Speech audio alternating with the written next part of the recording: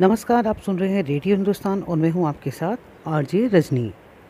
आज राजधन में बहुत काम का विषय है, देश के रोजगार में बड़ा सुधार। राजधन के इस अंक को लिखा है वरिष्ठ पत्रकार एवं लेखक वेद प्रताप वैदिक जी ने। प्रधानमंत्री नरेंद्र मोदी और रक्षा मंत्री राजनाथ सिंह ने रोजगार के बारे में जो घोषणाएं की हैं, यदि उन्हें वास्तव में अमली जामा पहनाया जा सके तो लोगों को काफ़ी राहत मिलेगी। मोदी ने कहा है कि अगले 1.5 साल में 10 लाख लोगों को सरकारी नौकरियां मिलेंगी और राजनाथ सिंह ने तो भारतीय सेना में भर्ती और सेवाओं के नियम ही बदल दिए हैं। इस समय देश में करोड़ों लोग पूर्ण रूपेण बेरोजगार हैं और उससे भी ज़्यादा लोग अर्ध रोजगार हैं, यानी उन्हें पूरा समय कोई काम मिलता ही नहीं। यदि 10 लाख को रोजगार मिल जाए तो यह ऊँट के मुंह में जीरे के समान होगा। सरकार की दृष्टि अपनी नौकरियों तक ही सीमित है। केंद्र सरकार के पास 40 लाख पद हैं, उनमें से लगभग 9 लाख खाली पड़े हैं। उनका कर्तव्य इतना है कि वह इन्हें भर दें। वह तो है ही, उनसे अलग नए गैर सरकारी रोजगार पैदा करना उससे भी ज़्यादा ज़रूरी है।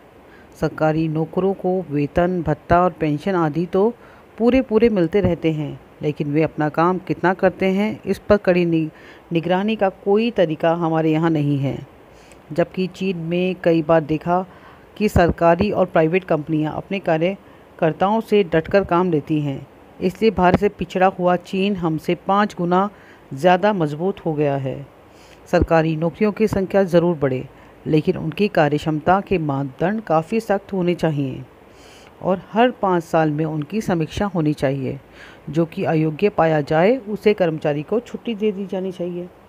फौज में नौकरियों के लिए नए नियम बनाने के लिए रक्षा मंत्री राजनाथ सिंह बधाई के पात्र हैं, लेकिन कुछ अनुभवी अफसरों ने चिंता भी व्यक्त की है। इस साल 46,000 नौजवानों को फौज में भर्ती किया जाएगा।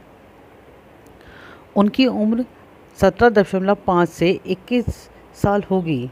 सभी जवानों को 4 साल तक फौज में रहना होगा। 4 साल के बाद सिर्फ 25% जवान ही रह पाएंगे, जो बहुत योग्य पाए जाएंगे। शेष 75% जवानों को सेवानिवृत्त कर दिया जाएगा। उन्हें पेंशन भी नहीं मिलेगी, लेकिन नौकरी छोड़ते वक्त उन्हें 11,71,000 रुपये मिलेंगे, जिनसे वे कोई भी नया काम शुरू कर सकेंगे। उन्हें सरकार विभिन्न क्षेत्रों में प्राथमिकता भी दिलवाती रहेगी। इस नए प्रावधान पर एक प्रतिक्रिया यह भी है कि सिर्फ 4 साल की नौकरी के लिए कौन आगे आएगा।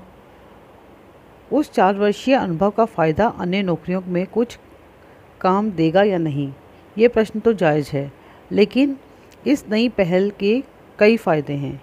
एक तो फौज में नौजवानों की संख्या बढ़ेगी और सदा कायम रहेगी। सरकार का पैसा जो दीर्घावधि वेतन और पेंशन पर खर्च होता है वह बचेगा।